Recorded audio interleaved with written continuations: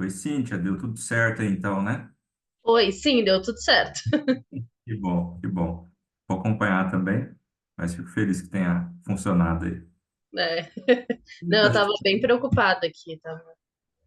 Nosso fundo de tela tá invertido, hein? Tá errado, então. Oi? Nosso fundo de tela tá invertido, eu acho. Eu acho que não, pra mim aparece tudo certo, não sei. Ah, é? Pra mim tá parecendo invertido. Você tá lendo o SEMEAD certinho? Tô, O meu também? também. Esquisito. É alguma configuração do meu, então.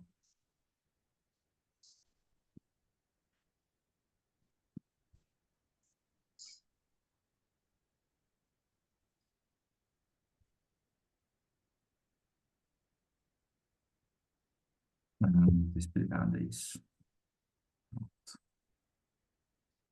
Não, agora o meu inverteu aí pra você, né? Não, Tá certo? continua igual pra mim. Ah, tá bom. Doideira.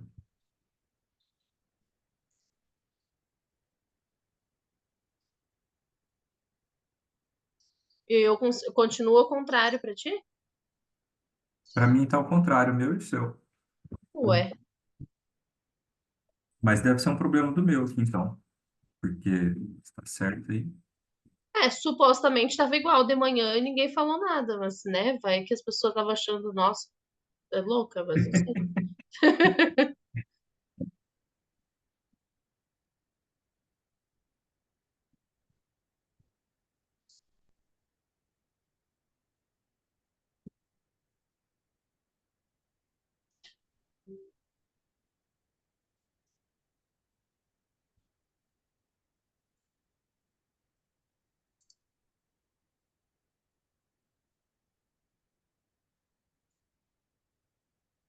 Eu tô numa preocupação pra essa sessão de agora, Sério? porque o moderador, ele tem dois ou três trabalhos nessa mesma sessão e Ah, ele não me confirmou presença. putz. Então eu não sei se a sessão vai realmente acontecer, assim, eu tô meio. Caramba.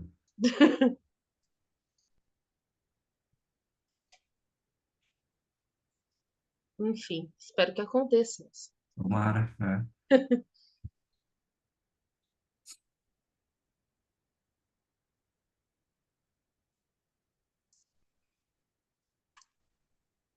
Ele vai moderar e ele é autor, é isso?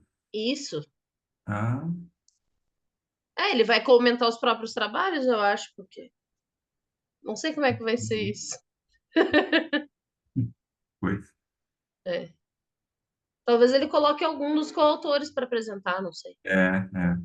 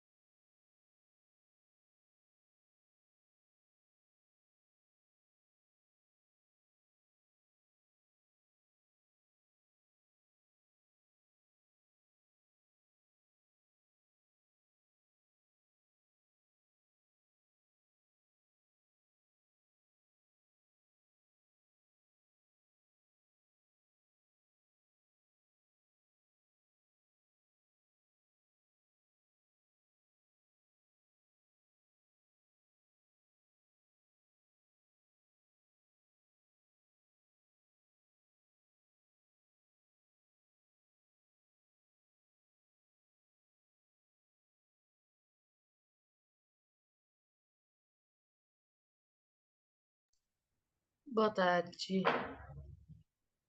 Olá, boa tarde.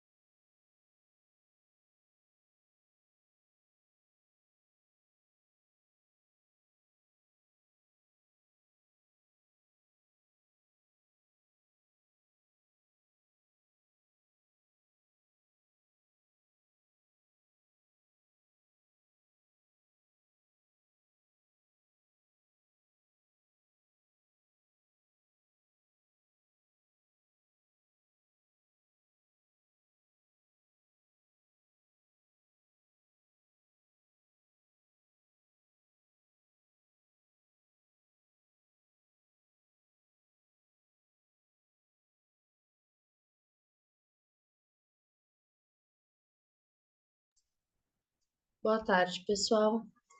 Agora são 18 horas, então a gente vai dar início à sessão. Eu peço enfim, a primeira pessoa que for apresentar siga ali a sequência de participantes. O tempo de apresentação são 15 minutos. Quando chegar em 14 minutos, eu vou avisar ali no chat para que vocês tenham ali um minuto para conseguir se adequar. Eu não sei quem é o participante de cada trabalho, então eu peço que a pessoa realmente se apresente. O primeiro trabalho, então, ele é sobre a reflexividade institucional. Quem seria? É o meu, Laís. Perfeito. Então, quando tu se sentir à vontade, pode começar a apresentação. Eu vou compartilhar aqui, tá? Perfeito. Só um minutinho.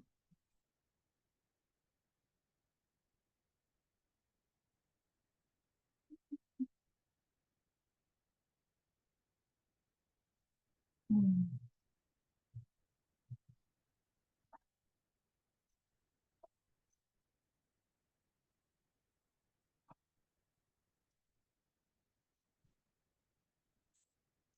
Estão vendo?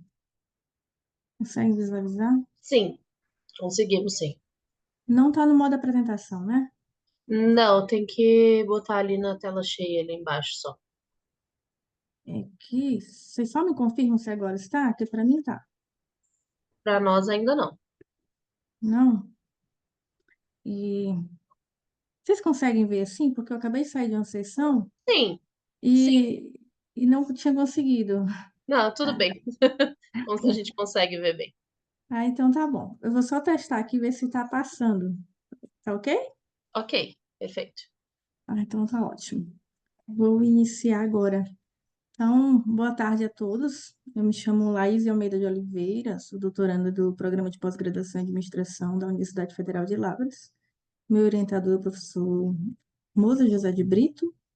E esse trabalho ele é um trabalho que é oriundo da minha tese de doutorado, né? Não finalizei, a gente está nesse processo ainda de construção dos artigos.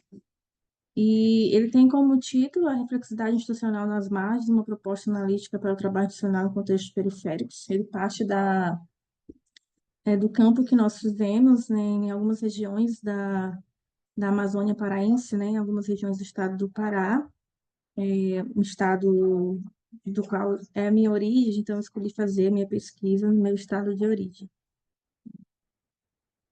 Então, por que olhar para a reflexividade a partir das margens, né? Então, nos últimos anos, o que que a gente tem visto em relação a uma teoria institucional que ela avançou significativamente, mas ainda tem um foco principal nas arenas formais, né? Aquilo que nós chamamos formais, ou seja, grandes organizações, reguladores e atores com alta visibilidade.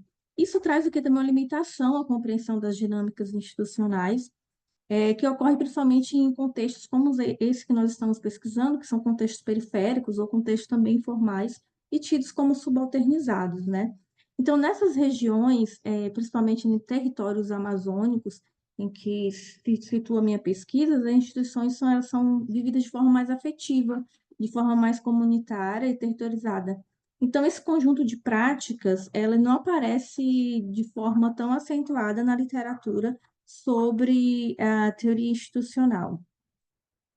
Então, o que a gente vê é que essas limitações elas se evidenciam quando analisamos principalmente esse contexto como das artesãs de biojoias da Amazônia paraense, que vivenciam as fragilidades de forma normativa, estigmatizada. Então, todo esse território é tido como um território estigmatizado, né, que é muito vivenciado a partir das assimetrias de poder. Então, a agência aqui é marcada principalmente por ações mais sutis, mais silenciosas e não tão planejadas como dentro de as organizações formais.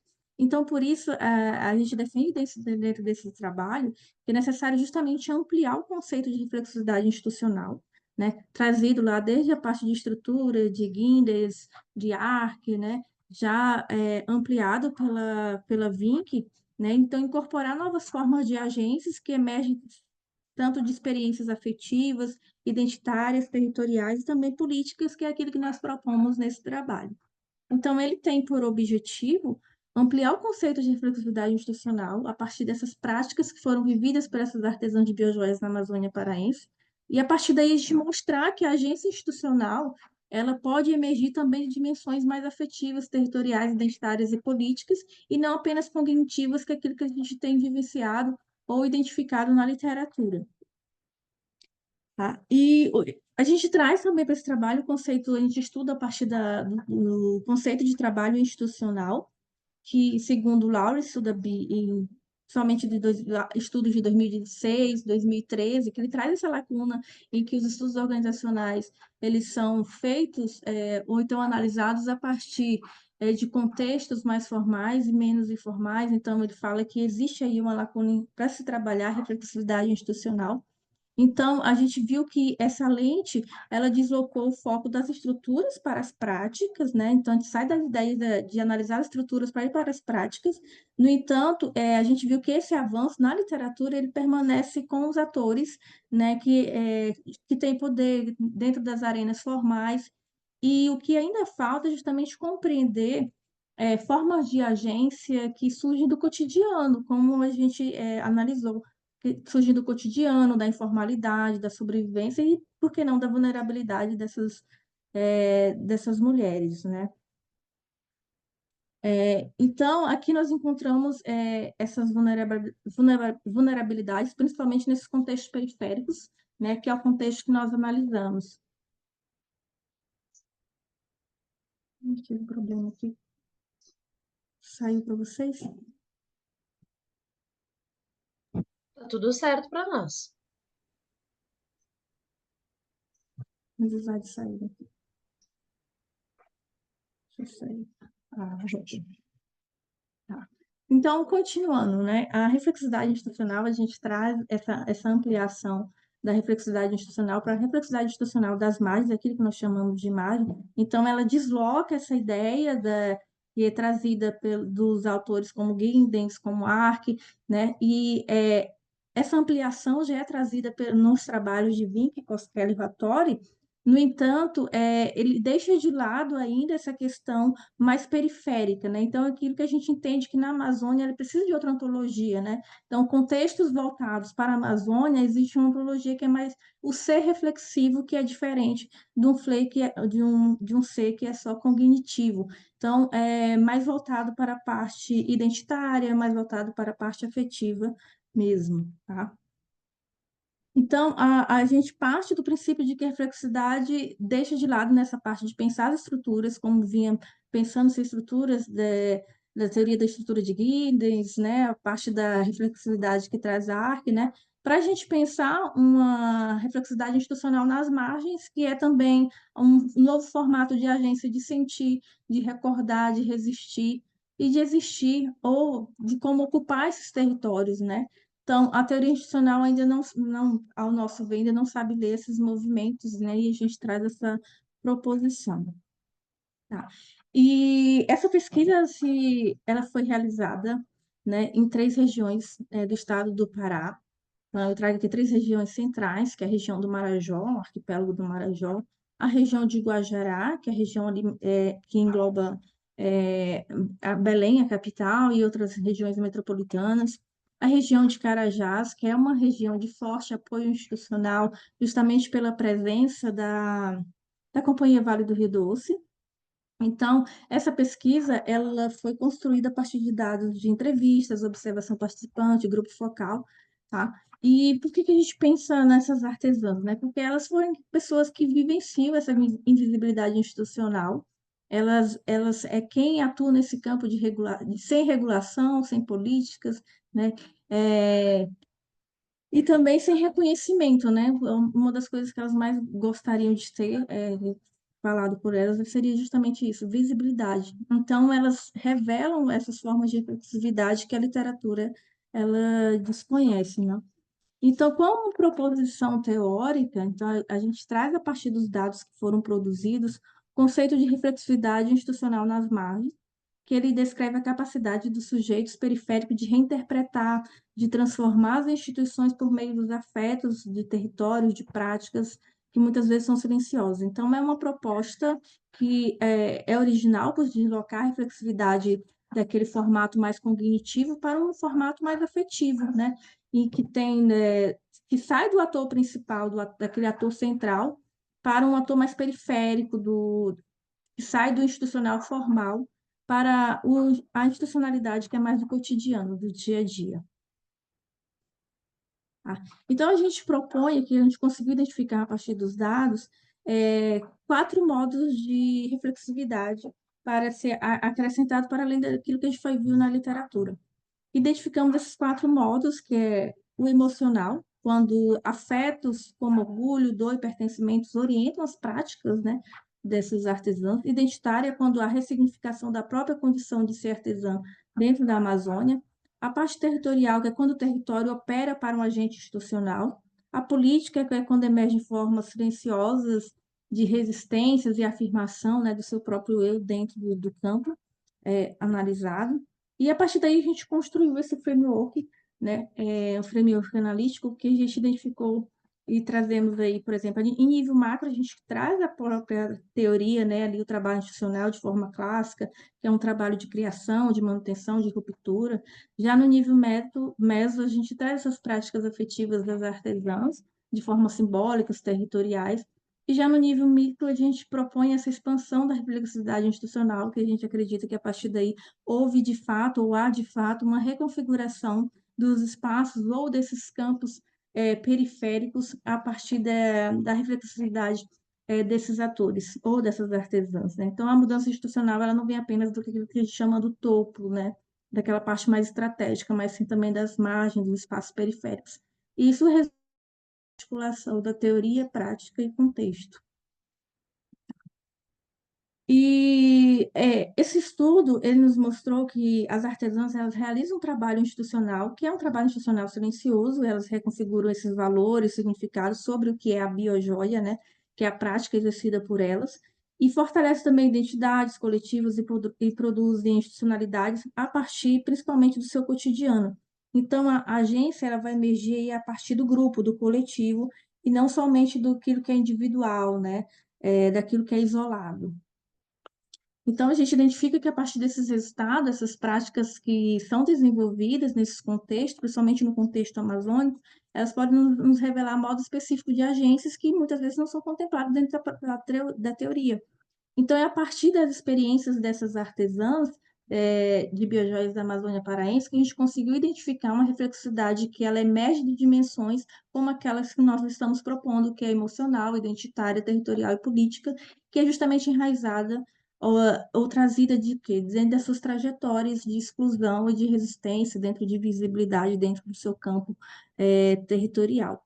Então, essa análise ela veio permitir justamente a ampliação desse escopo interpretativo da reflexividade institucional, ao considerar que essas práticas são sim, situadas, silenciosas, coletivas, mas também a gente traz elas como formas legítimas de engajamento institucional. Então, a gente consegue identificar aí, a partir dessas práticas, o próprio trabalho institucional sendo realizado. Então, nosso trabalho também vem contribuir para fortalecer a compreensão mais plural, contextualizada e sensível dessas margens, ou seja, desse campo periférico da teoria institucional que responde à necessidade justamente de incorporar realidades historicamente invisibilizadas, como é o caso das artesãs de biojoias na Amazônia Paraense, que é o nosso contexto de pesquisa. E eu deixo aqui meus agradecimentos à minha agência que me ajuda aí nesse percurso, ao meu programa de pós-graduação e algumas referências bibliográficas que têm me ajudado a entender um pouco desse campo. Obrigada a todos. Perfeito, muito obrigada. Conforme foi falado aqui no chat, eu até peço desculpas. No momento, o moderador ele não se encontra na sessão, então a Bárbara vai substituir ele por enquanto.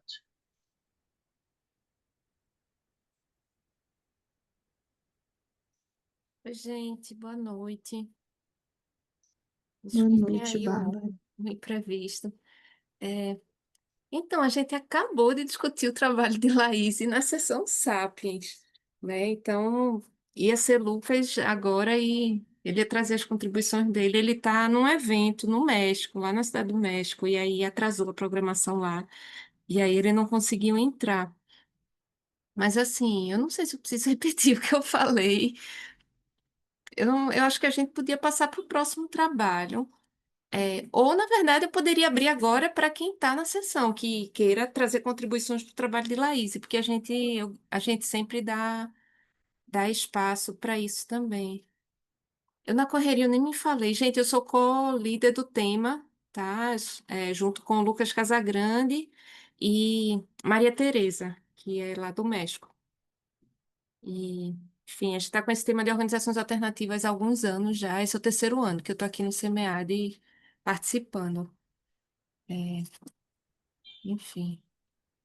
Perfeito. Alguém, alguém gostaria de comentar sobre o trabalho de Laís e fazer alguma pergunta? Olá,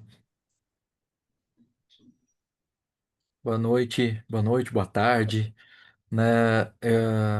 Posso só ter uma parte aqui, né?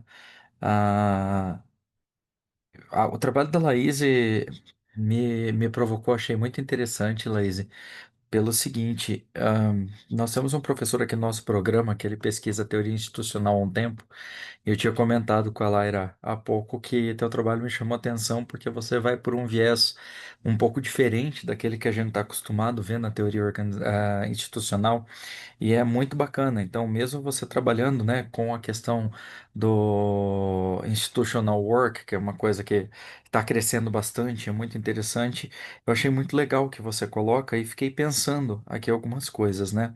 Que você coloca ali da questão do grupo, né? Da questão de uma espécie do que seria um agente grupal. E a pergunta que me vem na cabeça, depois eu explico por quê, é se nesse grupo não tem alguém de fato que de repente demonstra algumas características que permitam institucionalizar algumas dessas práticas, né? Por que que me vem à cabeça isso? Minha esposa, um tempo atrás, ela fazia mestrado lá na Federal do Rio Grande do Sul e ela pesquisava teoria de redes. E ela teve uma dificuldade gigantesca porque a academia obrigava ela ou entender redes a partir de uma perspectiva institucional barra organizacional, que era a partir dos agentes enquanto organizações ou instituições, ou dos agentes enquanto indivíduos. E ela estava pesquisando políticas públicas, de cultura, e ela percebeu que ao mesmo tempo que existiam sim algumas instituições, algumas organizações, existiam pessoas muito estratégicas que não necessariamente estavam ligadas a uma organização, mas contribuíam muito para um processo de institucionalização, né? E daí por isso que me veio essa curiosidade, justamente se esse não seria justamente um caminho para ampliar essas discussões e falar, olha, por mais que algumas coisas se institucionalizam e ficam de repente de modo um pouco mais explícito e compartilhado e aceito na instituição, mas o fato de haver figuras-chaves pode fazer muita diferença e é algo que eu não tenho visto muito nas teorias institucionais. Então, pode ser ignorância minha, mas eu gostaria de ouvi-la um pouco mais, até para aprender um pouco mais sobre isso, Laís. E parabéns pelo trabalho. É o Leonardo, né? Obrigada, Leonardo. Então, existem diversos contextos dentro de uma mesma realidade, vamos dizer assim, Laís, dentro do mesmo. Sim. perdão, deixa eu só te interromper um segundo. O nosso moderador agora ele já se faz presente na sessão, então eu peço desculpa por te interromper e gostaria então de introduzir, né, e de deixar a opção para ele caso ele queira assistir a tua apresentação novamente. Eu sei que tu pode atrasar o cronograma, mas talvez seja uma oportunidade interessante para ambos, enfim. Ok. Só para testar, vocês me escutam? Sim, Sim, sim, sim. sim. Eu são aqui para entrar, mas agora seguimos. Laís, eu acho que pode responder a professora Tonon e depois a gente. Só um comentário, mas Lucas, você tá muito chique aí, hein, cara? Olha só se tem uma sala só para você. Não, essa é a sala que deu, entendeu? Porque a que eu era para estar não implorando aqui. Bom, Acho que eu posso, né?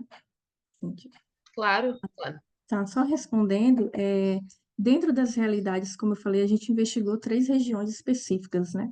A região de Carajás, a gente consegue verificar muito mais essa questão de ter vamos dizer assim, uma pessoa que é, se desponta, né, para trazer mais uma formulação estratégica dentro daquele campo em que estão inseridas as artesãs. Especialmente porque dentro da região Carajás a gente investigou uma associação, né? Só que dentro mesmo dessa associação foi onde eu mais verifiquei, por exemplo, justamente porque eu fiz um grupo focal, então eu consegui trabalhar com elas em conjunto, algumas formas do coletivo, porque quando elas me falavam que elas olhavam para a peça uma da outra e falavam assim, olha, a sua peça não está de acordo com aquilo que nós estamos propondo, né? Então, não no sentido de, tipo, eu vou te retirar a sua peça, mas no sentido de contribuir para que aquilo que elas propõem em questão de identidade, né, do coletivo delas,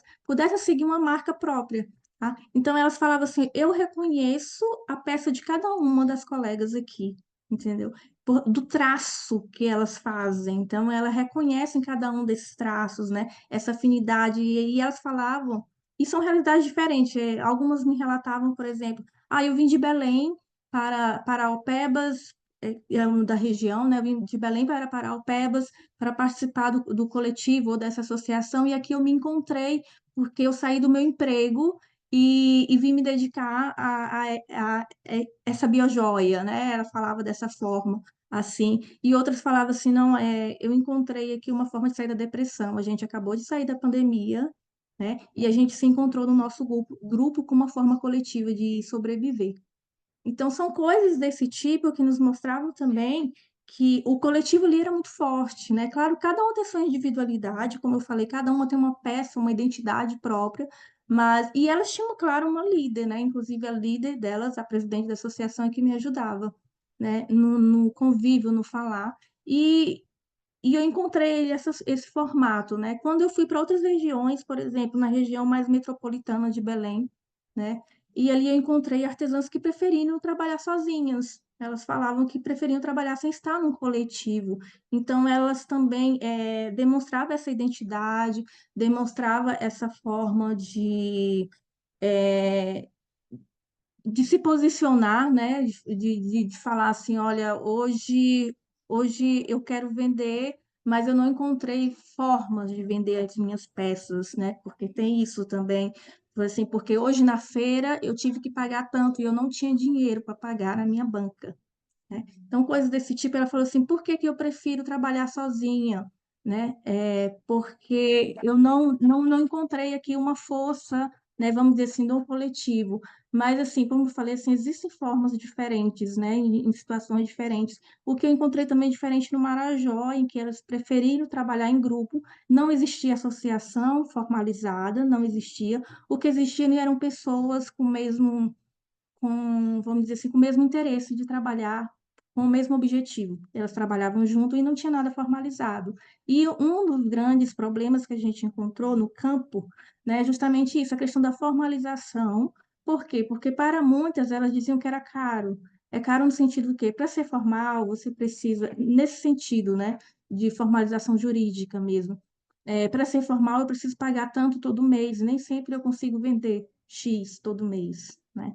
Então, existem campos diferentes, né? Em cada território existe uma realidade, mas, assim, de uma forma ou de outra, sempre vai despontar elas mesmo, né? Com a sua própria característica individualizada, mas é que elas vão buscando se agrupar, seja de forma individual. Quando eu falo individual, porque elas vão buscar o quê? Na feira, porque é um coletivo, para poder também estar vendendo as suas peças, né? Porque ali elas encontram força.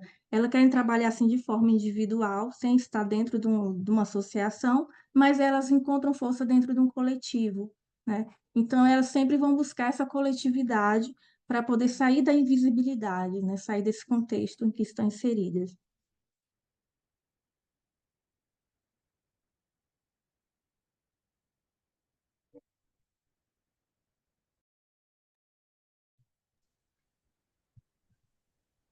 Não sei se eu lhe Eu, atendi com a Não, era resposta. só uma dúvida mesmo. Muito obrigado. Cíntia, vocês acertaram quanto tempo teria para debate depois da apresentação?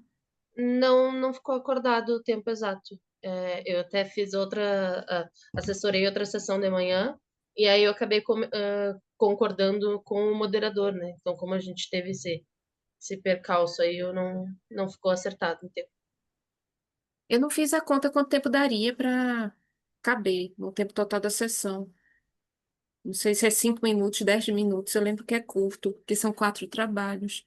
Eu acho que a gente podia passar para o próximo. Não sei se o Lucas quer conduzir. Lucas, você quer assumir a condução aí? Que eu estava só lhe substituindo. Mas eu iria sugerir ter o outro. só para esclarecer, para o lugar e o Iago em trabalho, ele também está com problema para alugar. De toda forma, eu acho que seria legal passar para o próximo trabalho, porque senão a gente não vai conseguir um deles. Perfeito. A questão do Iago a gente está vendo aqui. Então, podemos prosseguir para o próximo trabalho, sim. Como eu tinha comentado antes, então são 15 minutos de apresentação. Quando der 14 minutos, eu aviso no chat para vocês conseguirem se coordenar. Certo. Vocês estão vendo a minha tela? Sim, Tá. O título do nosso trabalho é Uma perspectiva rizomática do organizar alternativo de uma escola no Brasil. Os autores são Laira Adversi, René Zeifer, René Biroc e Leonardo Tonon.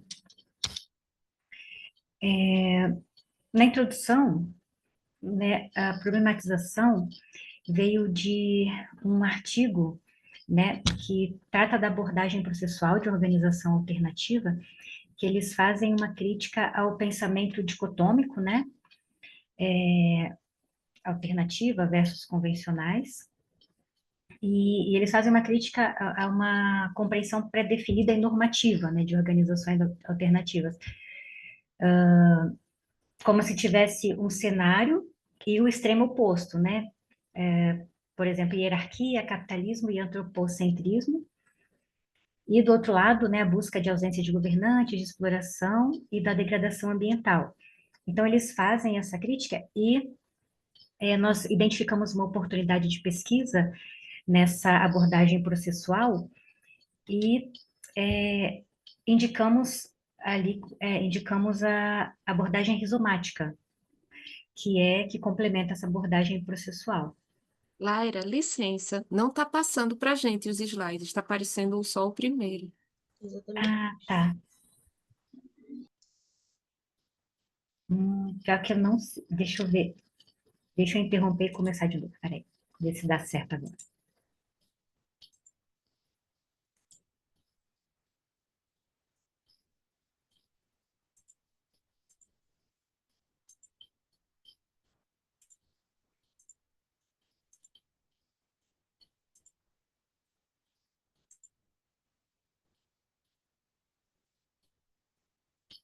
Vou tentar nesse aqui. Agora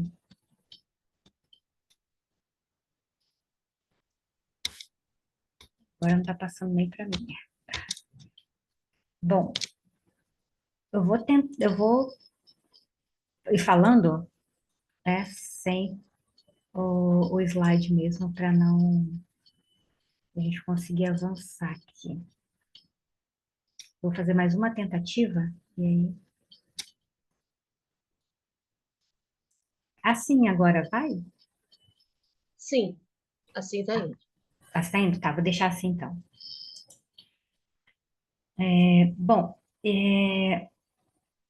aí nós trazemos, né, para compreender a organização alternativa, a perspectiva, a gente chama de perspectiva processual rizomática, e para compreender tanto o organizar alternativo, quanto as possibilidades de definições de organizações alternativas. E aí o nosso objetivo é compreender o organizar da IVEA, né? IVEA é o nome fictício da escola, é uma escola de educação alternativa para crianças e adultos, localizada no interior do Rio Grande do Sul. E as nossas perguntas norteadoras são as seguintes. Como as iniciativas alternativas se mantêm financeiramente ao mesmo tempo que mantêm seus aspectos de alternatividade? Quais são os seus desafios, né? O que motiva o surgimento de uma organização alternativa? Então, essas foram algumas perguntas norteadoras, né, do nosso estudo. Inclusive, assim, eu esqueci de falar, mas a gente apresentou esse artigo em 2023, no próprio grupo de organizações, no GT de Organizações Alternativas, mas ele estava sem teoria, a gente só tinha os dados empíricos, né? A gente não tinha teoria. Então, agora é uma versão em que a gente traz já com essa parte teórica. E aqui, né, no nosso referencial teórico é o rizoma, né? É o rizoma de Deleuze e Guattari e as linhas de intensidade, que são as linhas rígidas, as flexíveis e as linhas de fuga. Só que nós vimos a necessidade de também adotar uma literatura que falasse um pouco da orientação técnica, para poder identificar os aspectos de alternatividade, né, para ter ali porque a gente sempre se pergunta, né, é alternativo a quê? Né, então, para a gente poder falar, tá, é alternativa à orientação técnica, a gente teve esse ponto de partida, tomando a orientação técnica como sendo, a princípio, né, sendo como o convencional. Mas, enfim, a gente já teve algumas críticas com relação a isso, né, sobre trazer esse referencial da orientação técnica. Bom, mas enfim, o referencial teórico principal é a teoria do rizoma. E aí, assim, eu trouxe algumas figuras, né, sobre o que seria o rizoma em comparação à perspectiva de árvore, né? A perspectiva arbórea é uma perspectiva que que traz a realidade como uma realidade fixa, né? E o rizoma é vinculado à multiplicidade, né? Depois o professor Tonon vai poder até me ajudar um pouquinho também nisso. Aqui tem algumas figuras do que poderia ser o rizoma, né? Do que é o rizoma.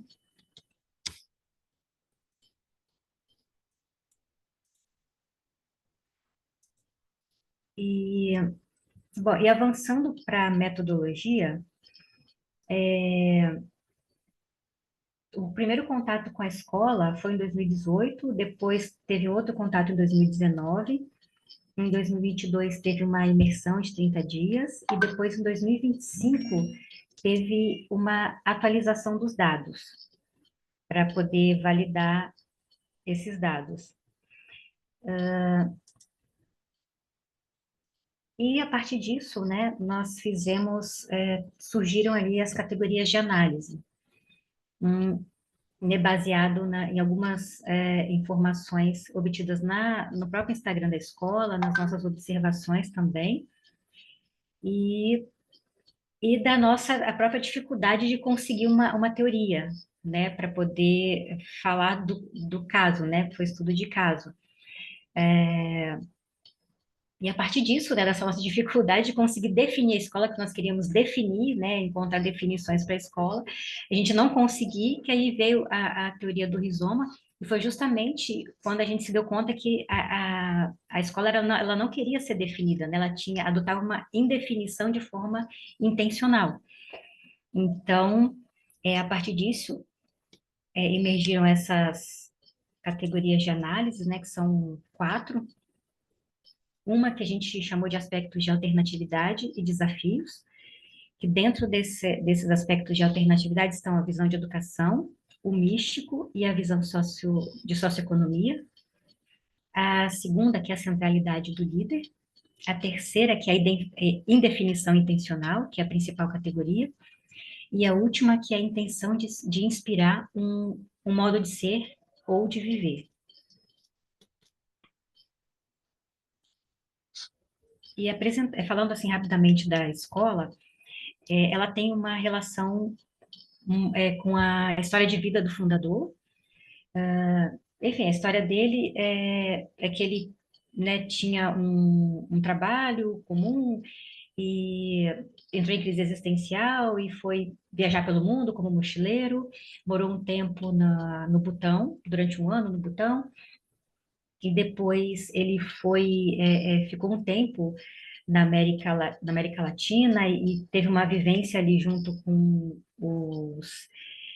os povos indígenas Quechua, e isso que influenciou o surgimento da escola, né? Assim, foram vários fatores, né? Mas principalmente as inquietações dele, né? Que ele tinha um sentimento de deslocamento no mundo, né?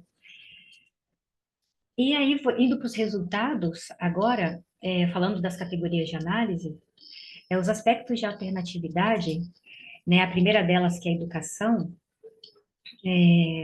se baseia numa frase principal deles, né? Que é primeiro o novo adulto. Para eles, o desenvolvimento de um novo adulto é mais importante do que a elaboração de novas metodologias e abordagens de ensino. Eles buscam ser um espaço em que as pessoas possam expressar a singularidade, né, a essência, a singularidade, para se livrar de condicionamentos, né, que esses condicionamentos é que vão repetindo ali as mesmas formas de viver, de organizar, de se relacionar, de trabalhar e educar. E um dos desafios com relação à educação é a obtenção dos requisitos necessários para se enquadrar ali ao credenciamento junto ao MEC. E o outro desafio são os próprios condicionamentos pessoais dos integrantes da escola, que muitas vezes se chocam ali com a filosofia da escola, né?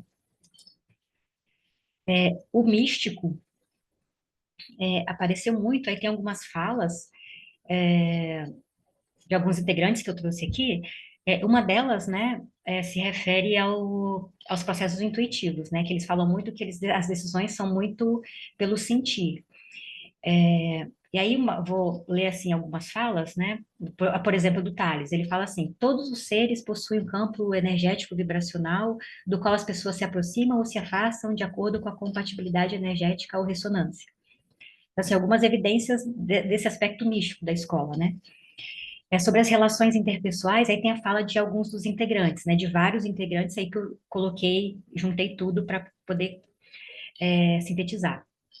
Né, uma dos entrevistados, né, ela diz assim, não é culto nem adorando a entidade. Para mim é como a gente trata o outro e como vai viver a nossa vida. A gente joga mensagem no campo, as pessoas que estão nessa vibração geralmente vêm. O que é mágico é que a gente está tentando encontrar essa conexão um com o outro, tentando respeitar, ouvir, estar aberto. E quando a gente faz isso no dia a dia, está sendo sempre mágico. Então, assim, algumas falas, né, que evidenciam esse aspecto místico, e um desafio é conciliar, né, que eles passaram para nós, que é conciliar os aspectos místicos com os fatores financeiros e materiais. Ainda nos aspectos de alternatividade, na visão da socioeconomia, né, eles não têm pretensão de obter recursos, né, para expandir o negócio, para acumulação de capital. Eles têm uma data para finalizar as atividades da escola, que é 2036. Eles vão entregar a escola para a prefeitura, né, porque eles estão utilizando o espaço cedido pela prefeitura. E eles obtêm os recursos para manutenção da escola nesse período. E aqui tem algumas falas deles, né, com relação à visão da socioeconomia. E eu vou ler algumas, né, que eles falam assim, uma economia consciente. Esse chamado à reflexão se direciona principalmente às pessoas que, quanto à obtenção de recursos para a manutenção da vida, já chegaram ou passaram do suficiente. Aí tem uma outra fala que diz assim, se pudéssemos intuir o que um ser extremamente evoluído de outra dimensão diria sobre o nosso planeta, eles diriam assim, vocês têm muita gente com pouco e muita gente com muito, resolvam isso primeiro. Né? E aí que tem uma fala do parente de um dos trabalhadores lá, que ele fala assim, ele diz assim, mas por que a escola vai fechar, né? Como que algo que está fazendo tão bem para as pessoas, né, que está fazendo um sucesso, vai acabar? E aí, o entrevistado, ele falou, nossa, mas é uma lógica diferente, né, das empresas, de como todo mundo vê o mundo, porque a vida também acaba.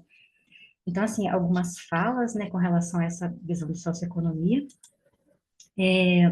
Desafios, obtenção de recursos financeiros para manutenção da escola, né, porque eles vivem de doação. aliás, não vivem só de doação, desculpa. Eles também vendem cursos, né? Eles também estão com hotel agora, eles estão procurando ter essa autonomia financeira, né? Mas boa parte vem de doação e boa parte eles conseguem arrecadar através da comercialização ali dos cursos, né? E aí, com relação aos desafios, né? Um dos integrantes disse, fazer algo disruptivo e fora do comum dentro do capitalismo traz muitos desafios, né? Como que a gente vai fazer tudo isso sem manter a sustentabilidade financeira, sem precisar moer as pessoas para trabalhar muitas horas por semana, e, enfim, tem algumas falas relacionadas a isso. Uma outra... Tá, e aqui a centralidade, eu vou tentar, acho que eu estou passando do horário, eu vou tentar... Vocês estão me ouvindo ainda? Sim, sim. Tá. Vou tentar sintetizar aqui a centralidade do líder, né? Então, assim, normalmente os estudos de organizações alternativas apontam, né, a centralidade do líder como característica de organização convencional. Mas aqui nessa organização, é essa centralidade que mantém o equilíbrio, né, entre a sobrevivência financeira, material financeira, e a manutenção da alternatividade. Esse líder, ele contou que as escolas nas quais ele se inspirou, muitas delas já fecharam, e por dificuldade financeira, né, e muitas delas se tornaram convencionais, elas não conseguiram manter algumas não conseguiram manter a alternatividade, e algumas não conseguiram se manter financeiramente. Então, isso gerou receio nele, né, de que isso aconteça com a Ívia. Então, ele tenta sempre, na época, né, que eu estava lá, ele estava tentando puxar para que isso não acontecesse com a organização. Então, a gente identificou que isso é uma linha de intensidade rígida, né, que pode prender a organização ali, né, como uma característica de organização convencional.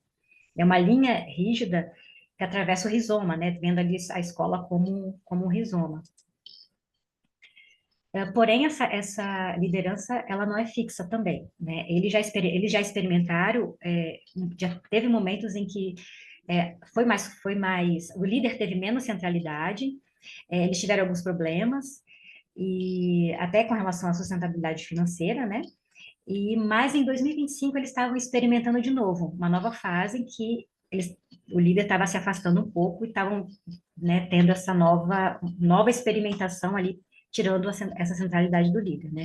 Então, Laia, eu Oi? peço desculpa, mas a gente já está em 16 minutos. Se tu puder fazer uma conclusão muito rápida, Tá, a gente beleza. não esgotar o nosso tempo.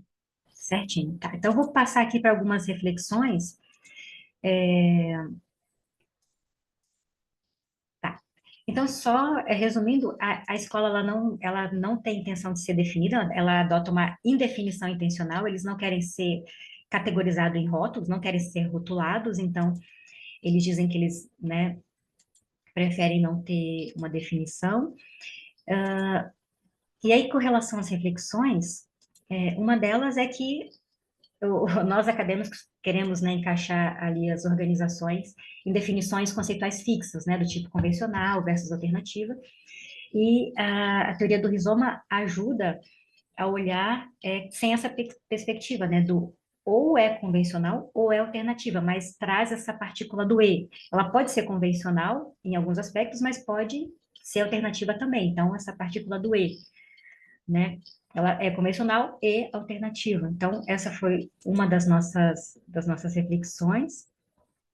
E, e ali, na IVA, né, na própria escola, a gente vê ali os atravessamentos de linhas, né? As linhas rígidas, né, que vão prendê-la um pouco a organizações convencionais, e as linhas flexíveis e de fugas, que permitem com que ela tenha essa escape, né, do convencional. Então, acho que é isso. Perfeito. Tá bom, acho Muito que acabou. obrigada. Vamos às considerações do professor Lucas, por gentileza. Bom, obrigado, Cintia. A gente já anteriormente com esse versão pré desse artigo, eu acho que a parte mais polêmica naquela época era a questão do uma presença muito poderosa, né? Depois, nessa sessão passada, bastante sobre a ideia do rizoma, na verdade, é que a organização é uma espécie de uma máquina de guerra. O jeito que aparece, eu acho que é o Platô 11, né? Toda uma ideia da precariedade, né? A própria ideia de que vai devolver para a prefeitura em dois a, a escola, né? A ideia de limitação temporal, a ideia de que, etc. e tal, me parece muito de uma ideia de máquina de formar outros depois, etc. e tal, e formando nesse meio tempo, difundindo ideias. Talvez seja bacana dar uma olhada. De toda forma, o do livro continua me parecendo. Tá cortando muito para mim? Tá Desculpa. cortando, Lucas. Não sei se fechar a câmera fica melhor o áudio. Não sei se é o sinal que tá fraco. Fechei a câmera aqui, vamos ver. Melhorou alguma coisa ou continua ruim? Parece que melhorou. Bom, Parece melhor. vamos. É, pessoal, enfim, fui para vir no aniversário aqui. Continua cortando, É, Lucas. a gente segue com o mesmo problema. Você não consegue entrar com o celular, não? Ah, bom, eu vou para as considerações. Todas. Eu não entendi. Não deu para a gente entender. Passamos para as considerações dos demais. Com sorte, depois melhor. Perfeito. Vou passar para as considerações dos demais, então.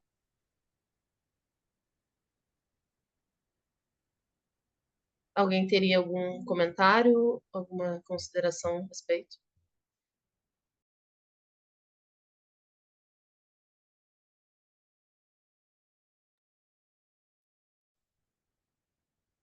Só uma sugestão, né? Não sei se os autores já conhecem, né? O trabalho da professora Maria Fernanda Rios Cavalcante também, da FGV.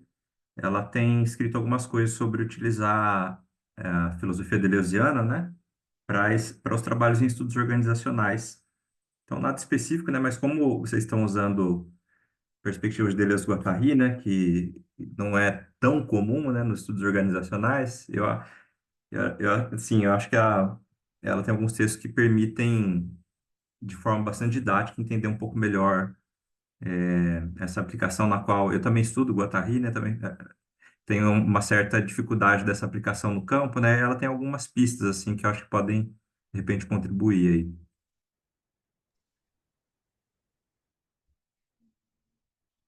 Perfeito. Então, acho que a gente vai partir para a próxima apresentação.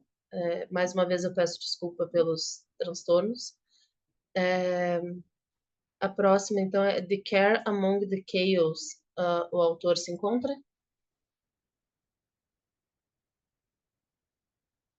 Sou eu. Então, eu não sei se vocês vão conseguir me ouvir. Fez alguma diferença agora? Eu dei uma mexida aqui. Tá bem A gente melhor. está te ouvindo bem melhor. Se tu quiser fazer teus comentários agora também, a gente pode te ouvir. Eu vi ali a ideia nesse trabalho da live. Piorou? Agora ficou ruim de novo. Eu acho ótimo que a cara da Cíntia revela a canção. Eu escrevi para a Laira, tu pode ler, Cíntia?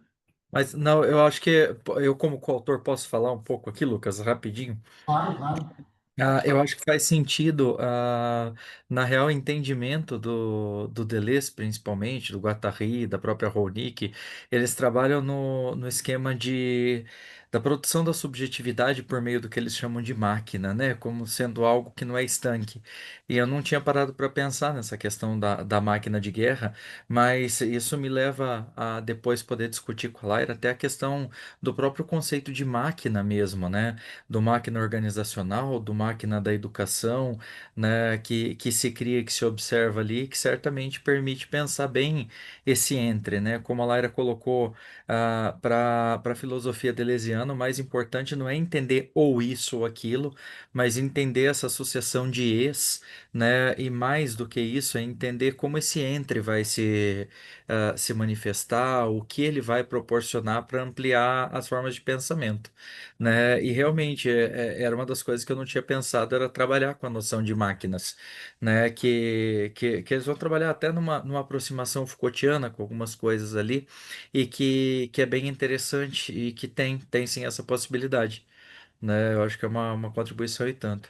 E quanto a perguntar ali da questão da liderança, eu acho que isso vai com a Laira, mesmo que ela que voltou lá para fazer a atualização do campo, né, Laira? É, Totalmente. É isso sim, né? É bem a noção do corpo sem órgãos, rompendo com a ideia do corpo com órgãos. Sim, valeu. Laira? oi, eu não entendi a pergunta. Qual pergunta que é para mim? Ele colocou a pergunta no chat, eu leio aqui, Ah, não tem tá. problema. Ele gostaria de perguntar como que tu encarou a liderança?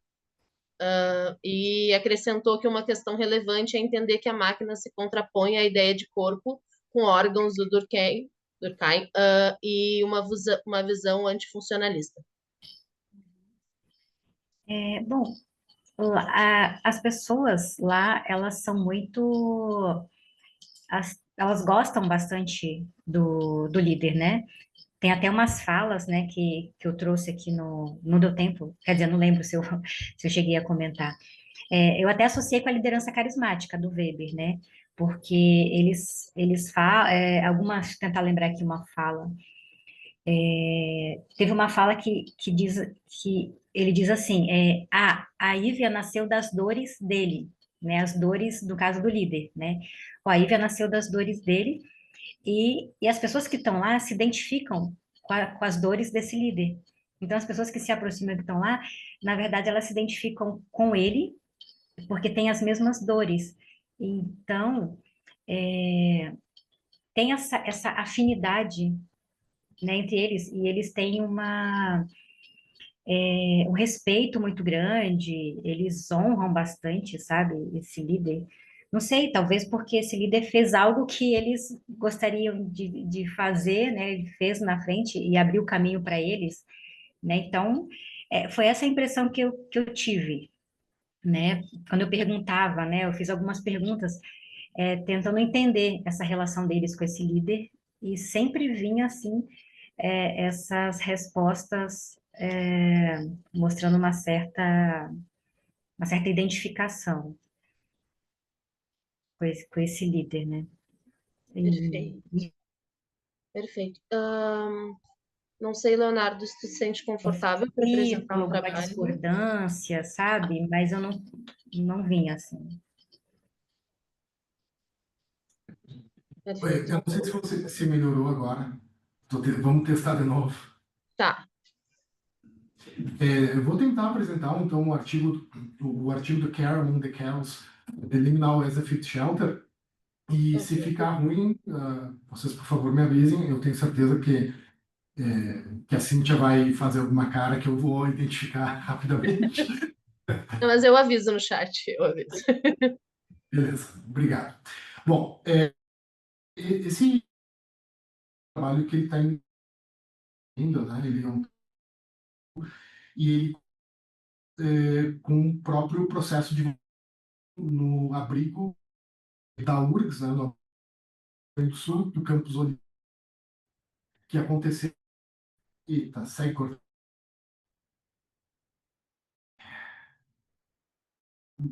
não tem para ouvir, assim, tá? Não dá para ouvir. Tem hora que funciona e tem hora que trava. Exato, não tem uma continuidade, assim. Não tem. O Tom não tá apontando a chip, né? Ia dar problema, óbvio. Pá, não sei como. Deixa eu pensar.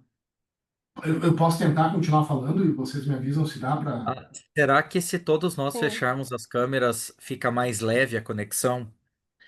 Geralmente em algumas outras plataformas funciona. Com esse eu não sei Sim, os Pode outros. ser? podemos tentar.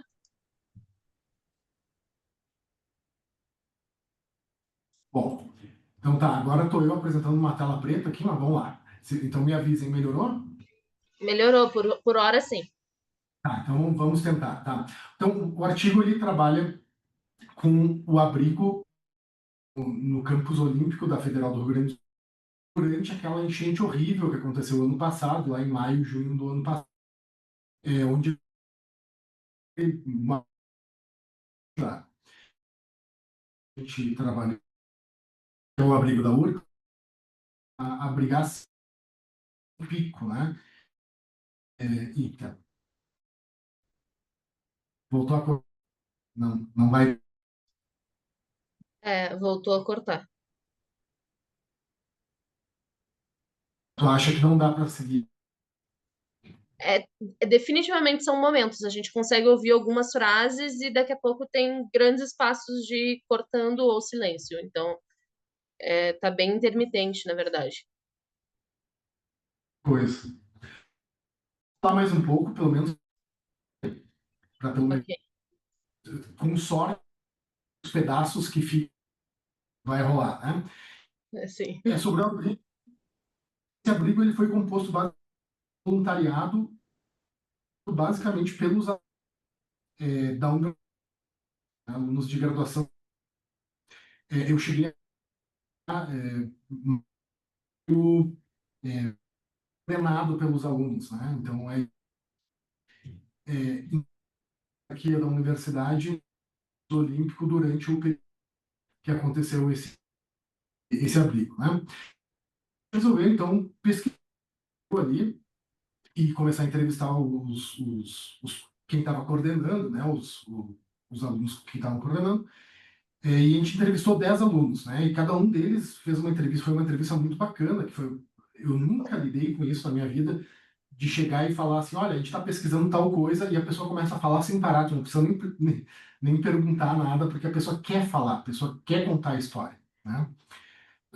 Então, entrevistou, desculpa, foram 9, não foram 10. Desses 9, a gente teve 5 professores que estavam fazendo a interface burocrática da universidade, pessoalmente, uma aluna de doutorado e 3 alunos de. Quando assim, a gente que foi feita nesse abril, lugar onde era o TIS, onde as pessoas ficavam abrindo, onde tinha quadra de basquete, era onde tinha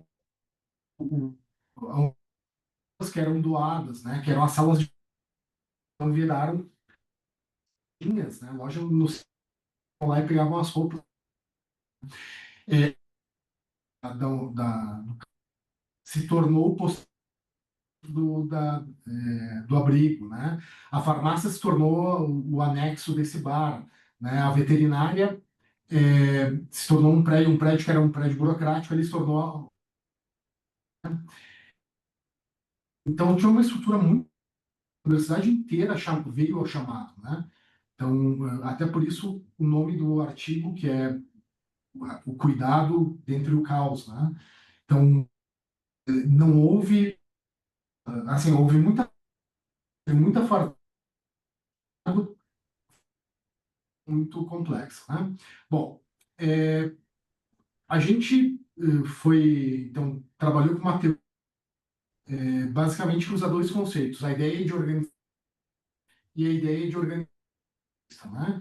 A ideia claro, baseada na ideia pega do Turner para falar de uma organização que ela trabalha na borda da estrutura, né? No límen, né?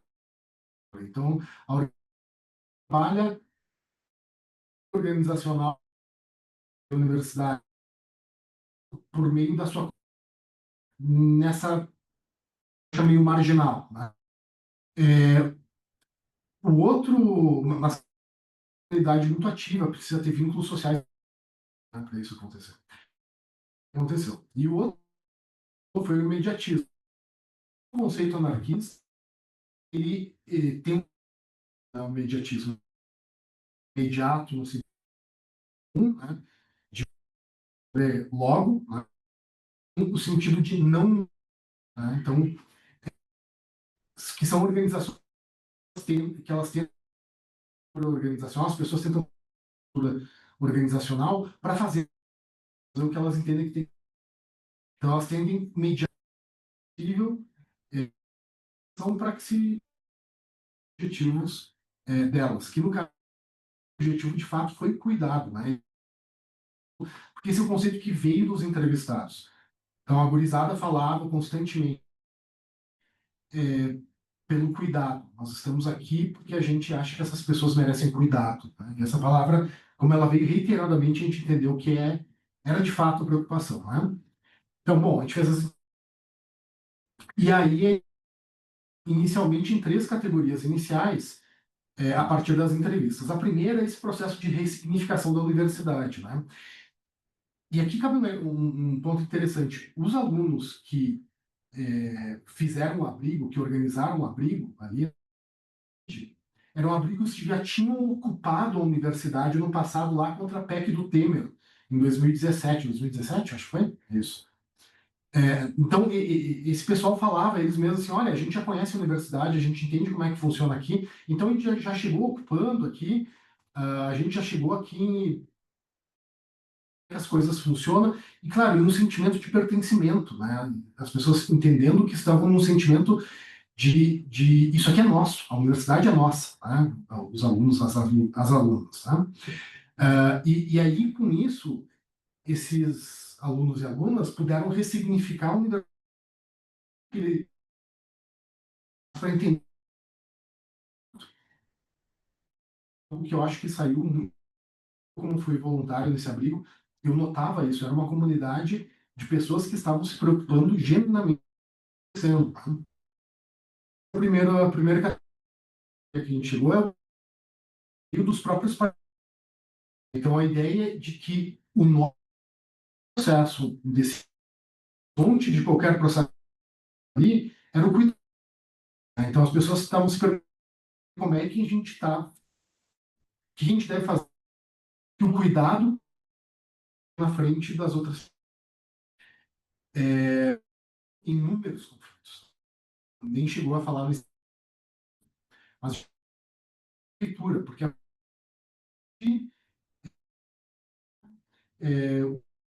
uma lógica de eles de volta mais rápido. E a própria universidade, a lógica de termos o campus para.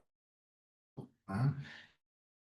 Os estavam ali o tempo todo, tem uma preocupação os abrigados e ao cuidado. Né? E, de fato, se criou uma espécie de uma comunitas dentro da organização. A última categoria que todas que era grande participação nos abrigos, abrigo que a gente estudou, polícia. Então, eles mandavam polícia, tinha polícia, os abrigados com tápio de polícias. Militar, tinha polícia federal, tinha força naval, tinha inúmeras polícias contra os entes federativos, né? E tinha, sei lá, Polícia do Paraná, Polícia de São Paulo, Polícia do Rio de Janeiro, Polícia do Mato Grosso do Sul, né? Porque, basicamente, o Estado entendia aquilo como um problema de ordem. Ele não entendia aquilo como um problema de cuidado com a população, não entendia a enchente como um problema de que as pessoas perderam tudo, entendia simplesmente como um momento em que o caos poderia aderir ao tecido social de Porto Alegre. E por isso, então, a grande preocupação em aquilo que o Estado mandava, o Estado aqui entendendo o Estado como uma coisa mais ampla, era a polícia, né? Mas o interessante é que os voluntários que estavam coordenando o abrigo, basicamente não deixaram a polícia entrar. E o argumento que eles utilizavam para a polícia era o seguinte: olha, a gente não tem nenhum problema aqui dentro, e no momento que vocês entrarem aqui para revistar as pessoas, a gente vai passar a ter problema. Porque a gente tem facção aqui dentro, a gente tem pessoas que estão ligadas que tem problemas com drogas, etc e tal. Então vocês vão achar drogas, né? Os voluntários falando isso para a polícia. Vocês vão achar drogas, vocês vão achar pessoas que têm ficha corrida na polícia. Mas se vocês entrarem e aprenderem pessoas, então vocês não podem. Ah, tem uma parte que é interessante, como é território federal do Rio Grande do Sul, não dizer isso legalmente falando e não deixar então a brigada militar e a polícia estadual entrar. E com isso então eles conseguem o processo durante os 2 meses do abrigo, que durou o abrigo, sem nenhuma futebol, né, que teve ali, né, mas não terrível e tal, muito na lógica de os abrigos confiando e vice-versa, né? São diversas.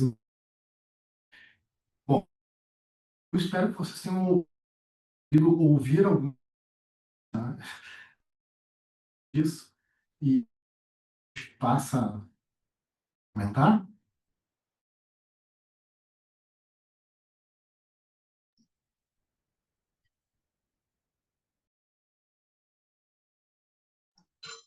Só para confirmar, Lucas, tu finalizou a tua apresentação?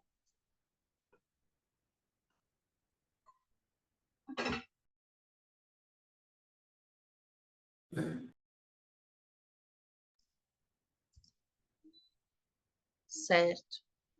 Acho que a gente conseguiu ouvir algumas coisas, deu para ter uma noção do que estava sendo falado.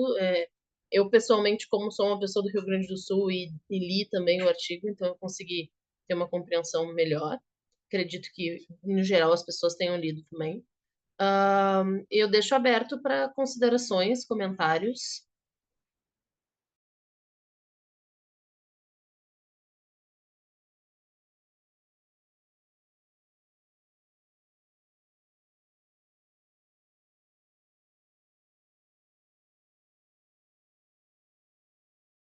Também feito observação durante as visitas.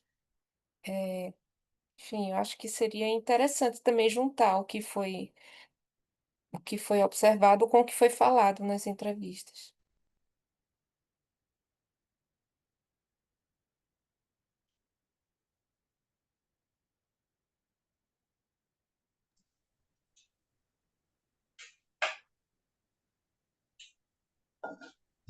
O Lucas Eu não sei colocou se ali que é um bom ponto. eu não sei se vocês me escutam, né? Mas de fato o que a Bárbara falou é um bom ponto que não está no artigo, né? Porque eu fui voluntário lá, mas eu quis realmente e eu não sou uma pessoa objetiva, deixei aquilo, deixei aquilo falar por meio do texto, mas talvez tenha geográfica, também faz parte de um atravessamento do método aí, né? Faltando muito, Lucas. Meu Deus. Novamente, a gente não conseguiu te entender. Se tu quiser escrever no chat, eu leio o que tu quer dizer.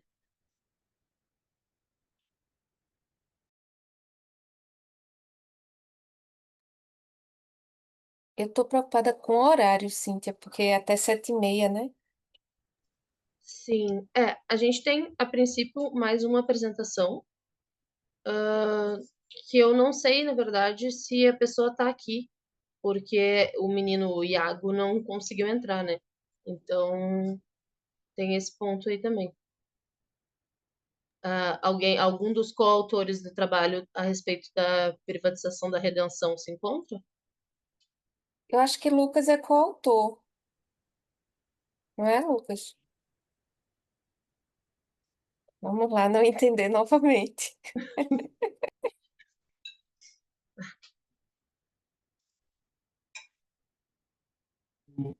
Eu não sei o que vocês acham, eu posso apresentar, mas vai ser esse horror de novo. Ah, é, Não, eu deixo a critério de vocês. Até às 19h30 estaremos aqui disponíveis sem problemas. Se vocês deixa eu quiserem. fazer uma, deixa eu fazer uma. Vamos discutir os artigos que não é dos organizadores, que é da Laira e Da esqueci o Laís. nome, da Laís. Então a gente talvez podia focar nesses artigos, porque eu acho que eu só vou tomar o tempo de vocês não vão conseguir entender nada. Ok. Alguém tem algum comentário, discussão a respeito dos primeiros 2 artigos apresentados? Só então, se o professor Lucas me permite aí antes um comentário antes de falar dos outros, né? Sobre esse último, que tem a questão da temporalidade como uma marca importante, né? Foi por conta das enchentes. Me lembrou, não tem a ver com o referencial teórico que o professor usou, nada disso, mas eu acho que pode ser um trabalho que tem essa marca comum da temporalidade, que é um trabalho que foi feito em Santos há muitos anos atrás, quando o Davi Capistrano era prefeito lá, de uma instituição chamada Casa de Inverno. A Casa de Inverno foi um abrigo temporário, né, para moradores de rua, né, para pessoas em situação de rua, na época. E porque a casa ia acabar no inverno, teve toda uma dinâmica subjetiva que foi analisada em um artigo a respeito disso, que se chama Casa de Inverno. Eu acho que ele pode ajudar um pouco a entender esse lance da temporalidade. Apesar dele ser antigo, quando eu li esse artigo sobre o caos aí, né, que aconteceu no Rio Grande do Sul e o cuidado que foi tomado, me lembrou muito a Casa de Inverno pelo aspecto da temporalidade, né? Só esse comentário.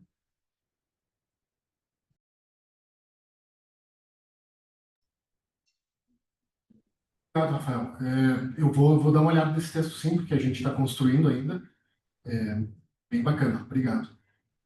Eu não sei se vocês estão me escutando, como é que tá? Sim, agora sim. Easy, tá? Uma questão que quando sai o teórico, não, eu vou escrever.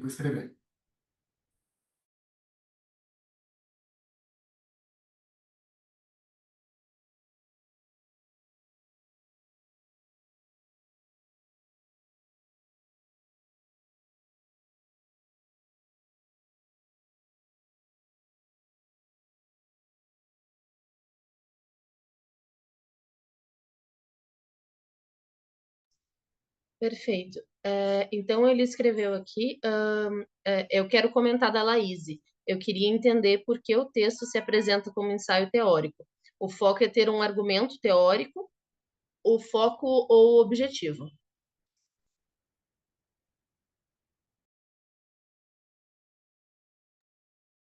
Ficar à vontade, Laís.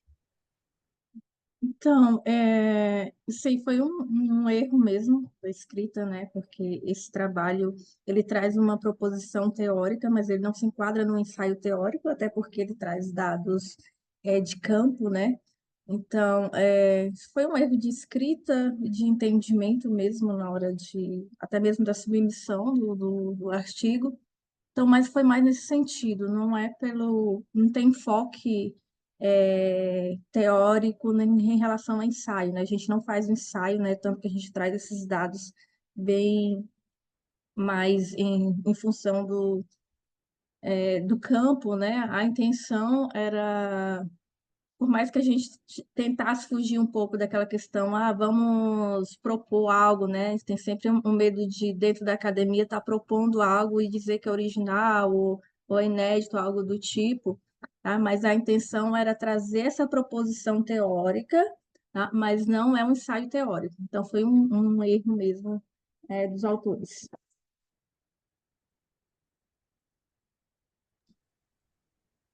Perfeito. Mais alguma colocação?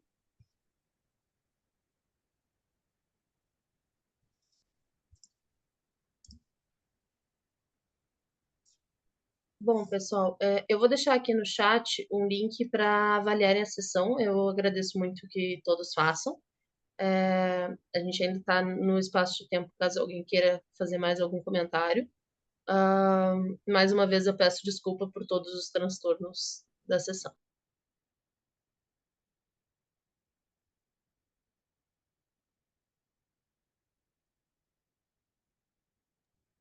Sim, tinha uma dúvida. Esses links, eles ficam acessíveis quando a gente está logado no site do SEMEAD? Os links, eles aparecem ali onde tu vai na minha agenda, aparecem os links. Então, tu pode Uhum. avaliar por ali também. Ah, ótimo. Beleza, obrigada. Gente. Bom, Gente, já que o Lucas está com problema de conexão, deixa eu falar um pouco, né? Que a gente divide aí a liderança do tema. Queria agradecer todo mundo que apresentou hoje. É, queria dizer para Lucas, não sei se ele viu, que eu tinha falado com ele antes, que Laís apresentou na sessão Sapiens, então a gente conversou bastante sobre o trabalho dela, por isso também que não, a gente falou disso no ensaio teórico também. É, deixa eu ver o que mais. O trabalho de Laira, eu lembro bem do original, do anterior, da versão anterior de 2023. E assim, eu lembro a questão do líder, que para mim me chamou muita atenção de como esse líder ele acaba assumindo quase uma função hierarquicamente acima e de autoridade sobre os outros, que é meio contraditório com a própria proposta de estrutura da organização. É, enfim, para mim ainda é uma questão que ainda merece atenção, esse papel desse líder. É, enfim, eu estou cansada, gente. É minha terceira sessão de CMA de hoje. Não tenho muito o que falar. Queria só agradecer realmente a presença de vocês. Espero que o Lucas consiga a internet melhor, que tem mais sessão amanhã. Não sei se o Lucas quer pelo menos dar tchau. Acho que para dizer tchau a gente entende. amanhã eu tenho uma sessão também que o Lucas está como moderador também. Verdade. Eu vou apresentar, no caso. Bom, o Lucas também botou aqui no chat que ele agradece a todos e que ele vai tentar arranjar uma sala melhor. Então, acho que é isso. Mais uma vez, obrigada a todos. É, boa noite. Boa Obrigada, noite, gente. Cíntia, também. Obrigada. Boa Obrigada, noite, obrigado, gente. Boa Bárbara. noite, Realmente a gente pessoal. vai ficar atento com essa questão das contradições da liderança que aparece aí. A gente já avançou em algumas outras discussões possíveis, mas essa ainda é um belo de um calcanhar que a gente vai ter que pensar assim, né? Mas o Lucas, ele me deu uma ideia de trabalhar com a noção de corpo sem órgãos, que pode, a partir da fala do pessoal, entender quais são os desejos também nessa máquina que está se constituindo. Mas é o que eu falei, agora eu tô fervilhando aqui, mandei pra Laira lá, daí eu vou ter que. Vamos ter que conversar um pouco, né, Laira? Mas obrigado pelas contribuições e pela oportunidade. Sim, gente, só Professor, mais um. desculpa. Desculpa, Queria só professora. dizer para vocês que vocês estão convidados para as outras sessões, tá? Que vão ter amanhã. Sim. Por favor, quem estiver disponível, puder entrar e conversar com a gente. Pode falar, Rafael. É que quando o professor Tonon estava falando, né, sobre o trabalho da Lara, e também eu me lembrei do livro da Sally Ronick, né, o Esfera da Insurreição, que ela traz um Sim. conceito que, de repente, pode ajudar também, que é, ela fala que, vamos dizer assim, uma forma de empobrecimento da vida é uma subjetividade restrita ao sujeito, né, e talvez a centralidade do líder possa ser um pouco pensada num lugar onde isso pode ser uma coisa A que... Laira vai querer me matar se eu falar pra ela usar Runic, Rafael. Porque assim, pra coitada já ter entrado no, no Deleuze e Guattari, ela já tá em crise há um tempo, né, Laira? Mas é assim, é uma ótima perspectiva. Eu particularmente adoro aquela louca da Sally Rooney, que ela me bota E para ela é mais pensar fácil de sempre. ler, né, do que o Deleuze-Guattari, de certa forma, assim. Quer dizer, não sei, Depende. depende do texto, né? Depende Mas, do texto. Se você está lendo Toxicômanos da Identidade, pode ser mais pô, tranquilo, ixi, mas faz tem umas tempo, é. coisas aí que É, ela vai bem. não, É ela que, é ótima. é que ela escreve já em português, daí isso também facilita Exatamente. muito do que uma tradução, né? Mas Sim, também, sim. quando ela quer botar areia na nossa engrenagem, ela coloca bastante, É, né? legal. Mas beleza, muito obrigado. E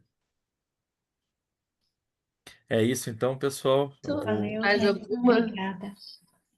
Perfeito. Obrigado pela oportunidade. Tchau, gente. Abraços. Tchau, tchau. Tchau, abraço. Até mais, gente.